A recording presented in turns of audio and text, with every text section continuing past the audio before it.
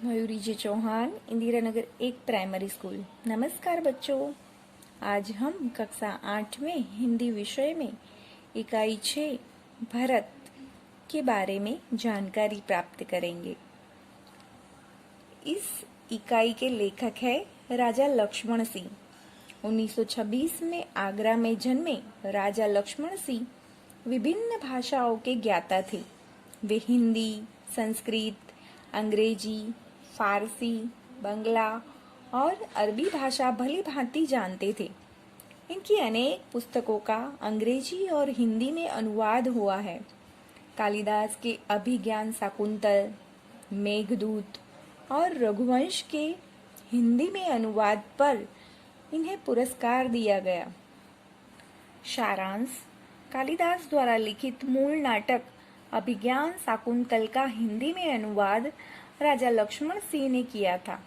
प्रस्तुत पाठ उसी नाटक का एक अंश है। ऋषि कण्व के आश्रम में शकुंतला का पुत्र भारत एक सिंह शावक के साथ खेल रहा है। आश्रम में रहने वाली 2 तपस्विनियां बालक को रोकने का प्रयत्न कर रही है। राजा दुष्यंत छुपकर इस मनोहर दृश्य का आनंद ले रहे हैं। बालक के प्रति सहज आकर्षण से वे रोमांचित हैं। उन्हें रहा नहीं गया और वे बालक के पास पहुंच गए। उसे गोद में उठाकर प्यार किया। वे सोचने लगे, काश यह बालक मेरा पुत्र होता। दोनों तपस्विनियों की बातचीत से उन्हें पता चला कि यह बालक उन्हीं का पुत्र है। यह जानकर वे खुशी से झूम उठे। हम इस नाटक को वर्गखंड में अच्छे से पेश कर सकते हैं। इस नाटक के पात्र हैं बालक भरत, तपस्विनी पहली, राजा दुष्यंत और तपस्विनी दूसरी। अब हम इकाई में देखते हैं। दृश्य: एक बालक सिंह के बच्चे को घसीटते हुए लाता है और 2 तपस्विनियां उसे रोकती हुई आती है। राजा दुष्यंत पेड़ की ओट से उन्हें देख रहे हैं। बालक: अरे सिंह, तू अपना मुख खोल, मैं तेरे दांत गिनूंगा। पहली तपस्विनी ने कहा, ए हठीले बालक, तू वन के इन पशुओं को क्यों सताता है? हम तो इन पशुओं को बाल बच्चों के समान रखती है। तेरा साहस बढ़ता ही जाता है। तेरा नाम ऋषियों ने सर्वदमन रखा है। सो ठीक ही है। दुष्यंत उनकी बातें सुनकर स्वयं से मन ही मन, आहा, क्या कारण है कि मेरा स्नेह इस बालक की ओर उमड़ा सा जाता है।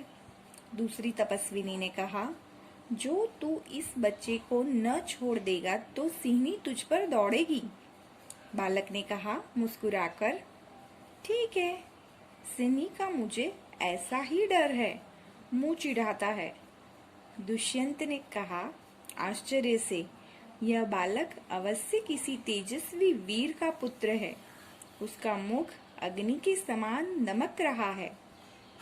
पहली तपस्विनी ने कहा, ए प्यारे बालक, सिंह के बच्चे को छोड़ दे, मैं तुझे खिलौना दूंगी। बालक ने कहा हाथ पसार कर, पहले खिलौना दे दो, लाओ कहाँ है? दुष्यंत ने कहा दूर से बालक की हथेली को देखकर स्वयं से, आहा, इसके हाथ में चक्रवर्तियों के लक्षण है।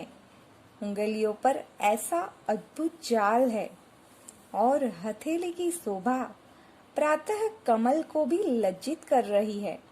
दूसरी तपस्विनी ने कहा, हे सखी सुभद्रा, यह बातों से न मानेगा।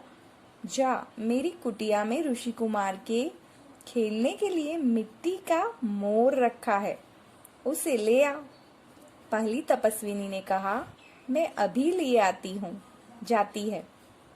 बालक ने कहा, तब तक मैं इसी सिंह के बच्चे के साथ खेलूंगा। यह कहकर तपस्विनी की ओर देखकर हंसता है। दुष्यंत ने कहा, आप ही आप, इस सुंदर बालक से खेलने को मेरा मन कैसा ललचाता है, आह भरकर। धन्य है वे मनुष्य जो अपने पुत्रों को गोद में लेकर अनेक अंग की धूलि से अपनी गोद मैली करते हैं और पुत्र के मुख अकारण हंसी से खुलकर उज्जवल दांतों की शोभा दिखाते और तुतले वचन बोलते हैं। दूसरी तपस्विनी ने कहा, क्यों रे ढीठ, तू मेरी बात कान नहीं धरता? इधर उधर देखकर, कोई ऋषि कुमार यहाँ है? दुष्यंत को देखकर, हे महात्मा, तुम ही आओ और कृपा करके इस बलि बालक के हाथ से सिंह के बच्चे को छुड़ाओ। दुष्यंत ने कहा, अच्छा। बालक के पास जाकर और हंसकर, हे ऋषि कुमार, तुमने तपोवन के विरुद्ध यह आचरण क्यों सीखा है जिससे तुम्हारे कुल की लाज जाती है? यह तो कोई अच्छी बात नहीं।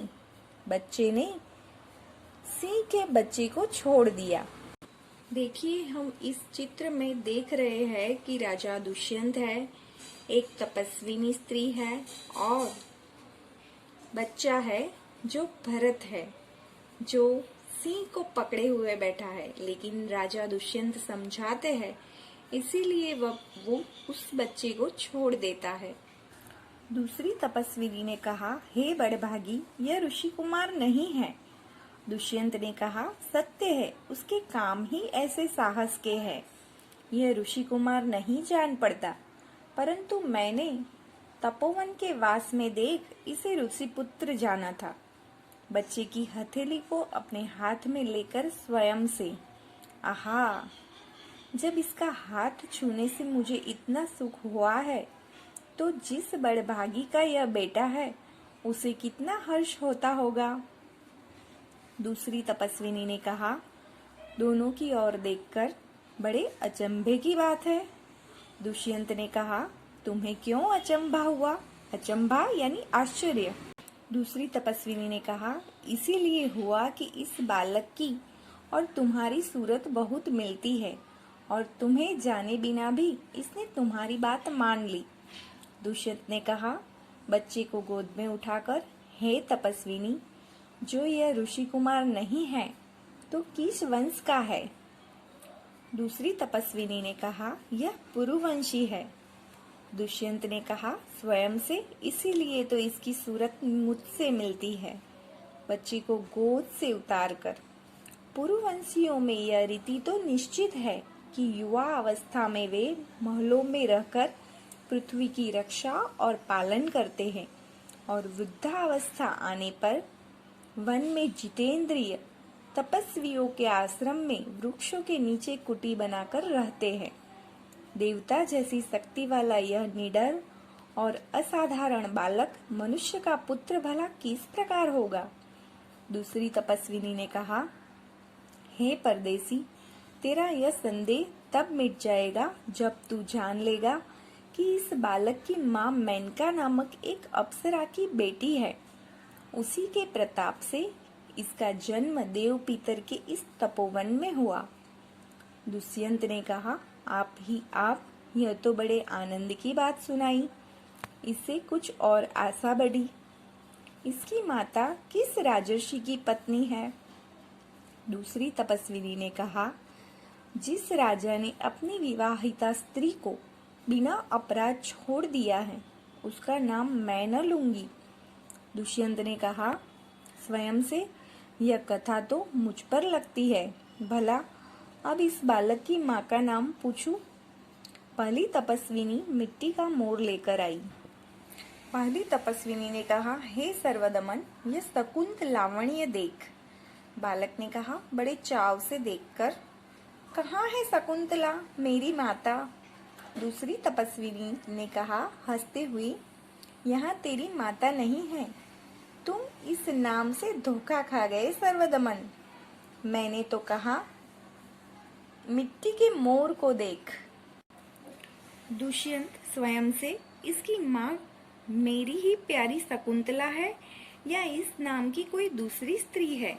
यह वृत्तांत मुझे ऐसे व्याकुल करता है जैसे मृग तृष्णा प्यासे हिरण को व्याकुल करती है। बालक ने कहा खुश होकर, मुझे यह मोर बहुत अच्छा लगता है। खिलौना ले लेता है। पहली तपस्विनी ने कहा घबराकर, ओह, बालक की बाह से रक्षाबंधन कहाँ गया?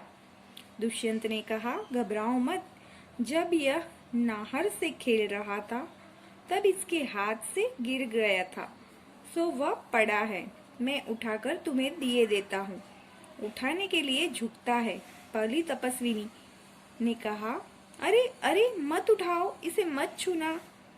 दूसरी तपस्विनी ने कहा, ओह, इसने तो उठा ही लिया। दोनों एक दूसरे को आश्चर्य से देखती है। दुष्यंत ने कहा, यह लो, परंतु यह कहो कि तुमने मुझे इसको उठाने से रोका क्यों था? दूसरी तपस्विनी ने कहा, इस रक्षाबंधन का नाम अपराजित है। जिस समय इस बालक का नामकरण हुआ था तब महात्मा मरीचि के पुत्र कश्यप ने यह धागा दिया था।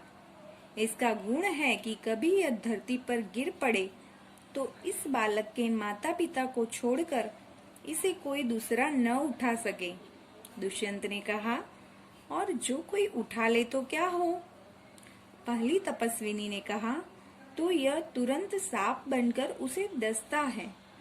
दुष्यंत ने कहा, तुमने कभी ऐसा होते देखा है? पहली तपस्विनी ने कहा, अनेक बार। दुष्यंत ने कहा प्रसन्न होकर, तो अब मेरा मनोरथ पूरा हुआ, मैं क्यों ना आनंद मनाऊं? बालक को गोद में ले लेता है, पर्दा गिरता है। यह नाटक सुनकर आपको बहुत ही अच्छा लगा होगा। बच्चों, अब हम ऐसे ही किसी नेक्स्ट वीडियो में फिर से मिलेंगे। तब तक के लिए बाय बाय।